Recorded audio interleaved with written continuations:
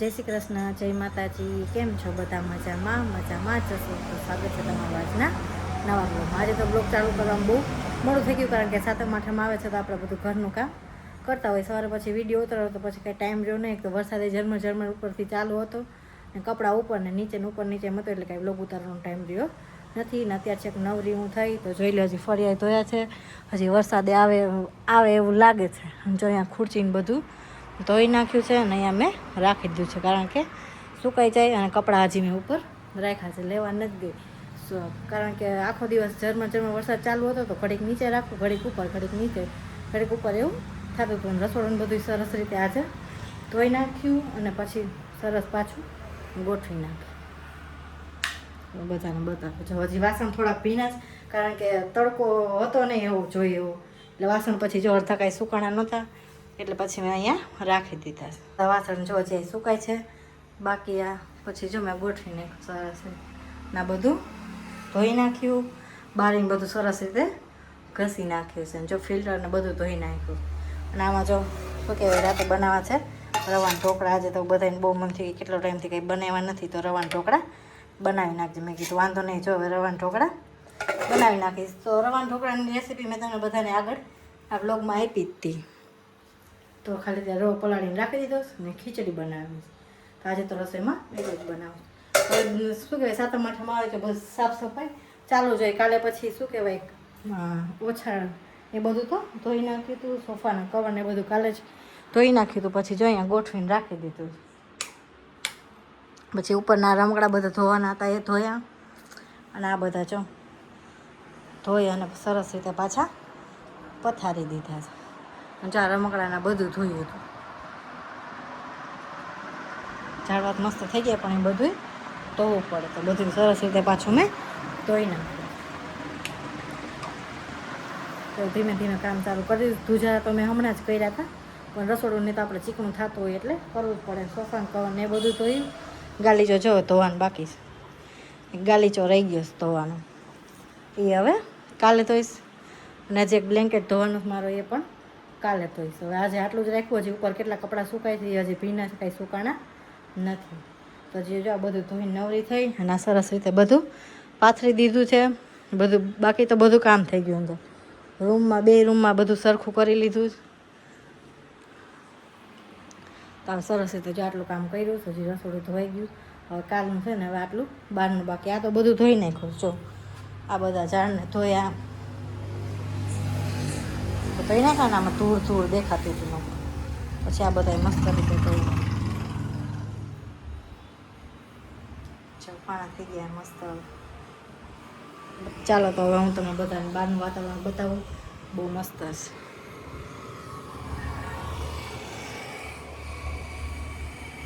છે ને, મસ્ત એકદમ વાતાવરણ. તો જો વરસાદમાં આવું થયા રાખ.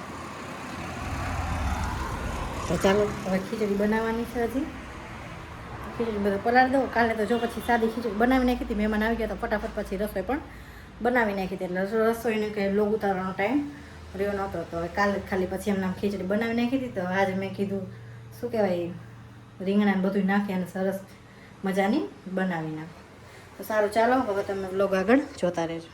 જો ખીચડી વઘારવાની બધી તૈયારી કરી લીધી છે. અહીંયા ખીચડી પણ મેં પલાળીને રાખી દીધી છે. આમાં સુધારી લીધું છે બટેટું, નાખી દીધું છે મીઠો લીમડો, આમાં છે ડુંગળી અને ટમેટું, આમાં આદુ અને લસણની પેસ્ટ, અહીંયા પાણી લઈ લીધું છે. અહીંયા જો બધા મસાલા લઈ લીધા છે. અહીંયા તેલ પણ લઈ લીધું છે. અને કુકર પણ ધોઈને રાખી દીધું છે. અને અહીંયા એક લઈ લીધું છે મેં રીંગણું, જે હવે હું છેલ્લે સુધારીશ.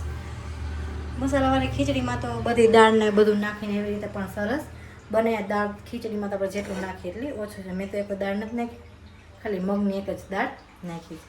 બધી દાળ નાખીને પણ મસ્ત થાય છે. ને જેવી રીતે અનુકૂળ આવે એવી રીતે બનાવે. મસાલાવાળી ખીચડી તમે જેટલું ઓછું નાખીએ એટલું બધું ઓછું પડે. પણ મારા જે ઢોકળા બનાવવા છે, કે બીજી મેં બધી કાંઈ વસ્તુ નાખી નથી. તો જો એ પણ પલાળીને રાખી દીધું છે. ને એમાં કુકર ધોઈને રાખી દીધું છે. હવે મૂકી દઈએ તેલ ગરમ કરવા. તેલ ગરમ થઈ જાય એટલે નાખી દઈએ જીરું. હું તો આટલી વસ્તુ નાખું છું. તમે બધા કેટલી, ગાજર હોય તો એ પણ ન ખાય, બહુ મસ્ત થાય. વટાણા હોય તો એ પણ ન ખાય. પણ જેટલું હોય એટલું આપણે ઘરમાંથી કામ ચલાવી લેવાનું. અત્યારે ગાજરનું બધું હોય, પણ હવે નાખવું હોય તો નખાય, નકર ન નાખાય. બાકી અત્યારે જે ઘરમાં વસ્તુ બધી હોય ને પોરી હોય ને બધું નાખી દેવાય, મસ્ત જ થાય. જો આટલી વસ્તુ નાખીએ ને તો પણ ગાજર ને એવું હોય તો ન ખાય, ભાવતું હોય તો. પણ અમારે તો છે બધું એવું નાખેલું વધારે ન ભાવે, એટલે ખાલી આટલી જ વસ્તુ મેં નાખી છે. બધી દાળ નાખીને કરીએ તોય પણ બહુ મસ્ત થાય, પણ મેં એવી રીતે નથી કરી, ખાલી આવી રીતે બનાવી. તમે બધા કેવી રીતે બનાવો કોમેન્ટ કરીને કહેજો. તો અહીંયા જો કુકર ધોયું છે તો પાણી બળી જાય પછી નાખી દઈએ તેલ. મસ્ત થાય ખીચડી. મેં થોડી ખીચડી બનાવી નાખું અને હારે ઢોકળા છે એટલે ખાલી ખીચડી બનાવું તો ચાલે. નકામાં ખાલી ખીચડી બનાવત તો કંઈક સાઈડમાં થોડું બનાવવું પણ ઢોકળા ખાવા હતા એટલે મેં કીધું સારું હાલો હવે ઢોકળા બનાવી નાખીએ. તો જો પલાળીને પણ મેં રાખી દીધું છે.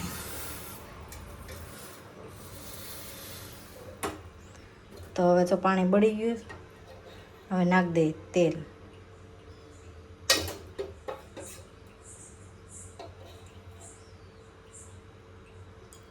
ખીચડીમાં કંઈ બહુ તેલ ન હોય.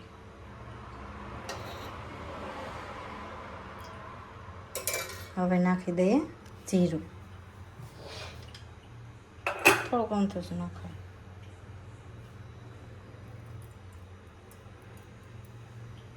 તેલ ગરમ થઈ જાય પછી નાખી દઉં બટેટા અને ડુંગળી ને બધું સરસ રીતે પહેલાં એકદમ તેલમાં સાતરી લઈશ પહેલાં, પછી બધા મસાલા રીંગણું તો સાવ છેલ્લે જ નાખું. રીંગણાનો તો કાંઈ વાર ન લાગે, તો ફટાફટ થઈ જાય, એટલે રીંગણું પછી છેલ્લે રાખ્યું મેં. આમે પછી સુધારીને રાખી દે તો ફૂલ થઈ જાય ને કાળું, એટલા માટે મેં નથી સુધારી દઉં. પહેલાં કીધું ખીચડી વઘારી લઉં અને પછી ઢોકળા પણ હારે મૂકી દઉં. એ તો કાંઈ ગરમ એવું ન હોય, તો ઠંડા હોય તો પણ મજા જ આવે. તમે બધા આગળના બ્લોગમાં જોયું છે, જે બહુ મસ્ત બને. તમે પણ બધા એકવાર જરૂર બનાવજો. તો હવે જો તેલ ગરમ થઈ ગયું છે, હવે આમાંથી નાખી દઈએ બટેટા.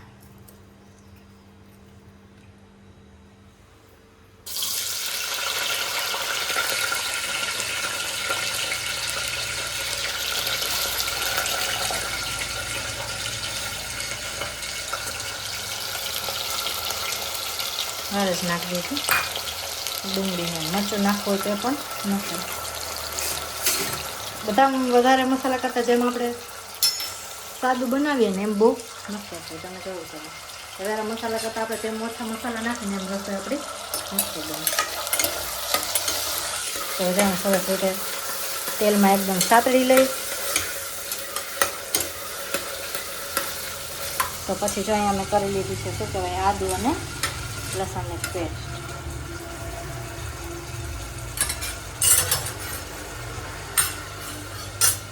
તો અહીંયા તેલમાં ભલે સતડાય,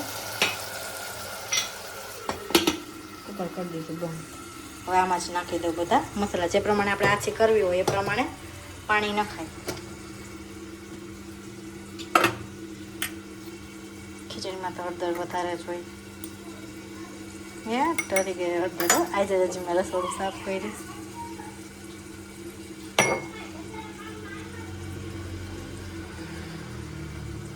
થોડીક એવી નાખી દઈએ હિંગ, થોડુંક નાખી દઈએ ધાણા જીરું, એક ચમચી નાખી દઈએ ચટણી.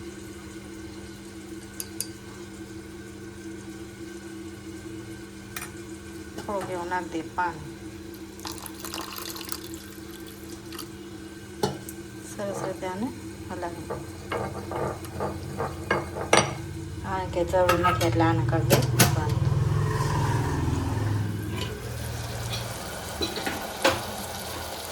એટલે ડુંગળી બટેટાને સરસ રીતે તેલમાં સાતળી લેવાની.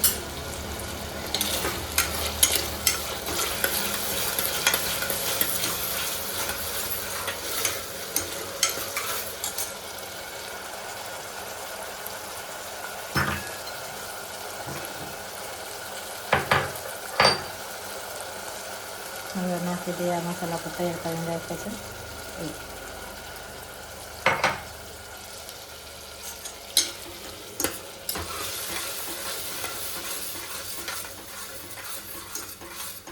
તો જો સરસ રીતે આપણે વઘાર કરી નાખ્યો છે. વઘારને થોડીક વાર સરસ રીતે પાકવા દઈએ. ત્યાં સુધીમાં સુધારી લઈએ રીંગણ. તો જો અહીંયા વઘાર ભલે પાકે હારે જ મેં થોડુંક પાણી નાખી દીધું. જો સરસ રીતે એકદમ વઘાર પાકી ગયો છે અને હવે નાખી દઈએ રીંગણા.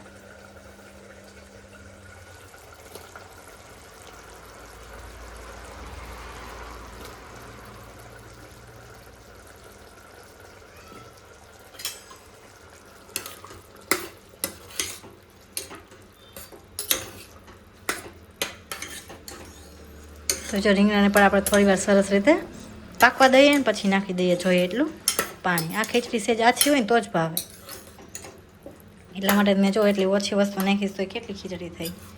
આમાં હજી વધારે બધું નાખી કેટલી થાય, એટલા માટે મેં આટલી જ નાખીશ.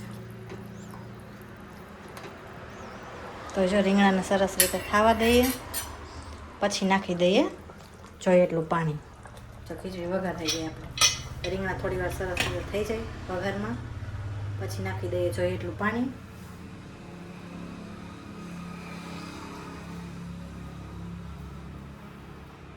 જો પીળા ફૂલ આજે પણ બહુ મસ્ત ખીલાશે, ચોમાસામાં મસ્ત જ થાય મસ્ત. આમાં કાલે હતું આજે નથી. એક ગુલાબ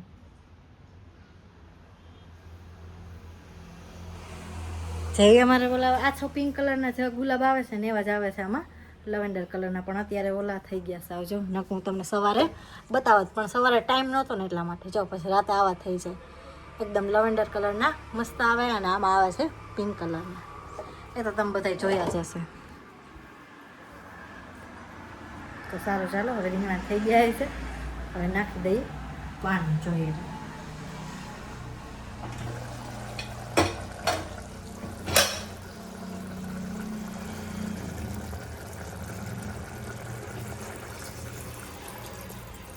મારે જો આટલું જ પાણી નાખવું છે ખાલી. હવે પાણીને એકદમ ઉકળવા દઈએ. પાણી ઉકળી જાય પછી ખીચડી રાખી દેવાની શું આમાં ખીચડી નાખી દેવાની. આવી રીતે ખીચડી બનાવવા પાણી ઉકળી જાય ને એટલે પહેલાં ખીચડી તો એવું તો પાણી ઉકળી જાય પછી આમાં ખીચડી નાખી દેવાની, પછી મૂકી દઉં ઢોકળા. તો અહીંયા એક બાજુ જો સરસ મજાની ખીચડી પણ બનીને થઈ ગઈ છે તૈયાર. મેં ઉપરથી નાખી દીધી છે ધાણા ભાજી. જોઈ લે મસ્ત ખીચડી બની ગઈ. તમે પણ બધા એકવાર આવી રીતે જરૂર ટ્રાય કરજો, બહુ મસ્ત થાય. તો અહીંયા ખીચડી બની ગઈ છે. મેં જો ઢોકળા પણ બનાવી નાખ્યા છે. ઉપરથી નાખી દીધી છે ધાણા ભાજી, વઘાર જ ઉપરથી કર્યો છે. રાઈ જીરું, મીઠું, લીમડું.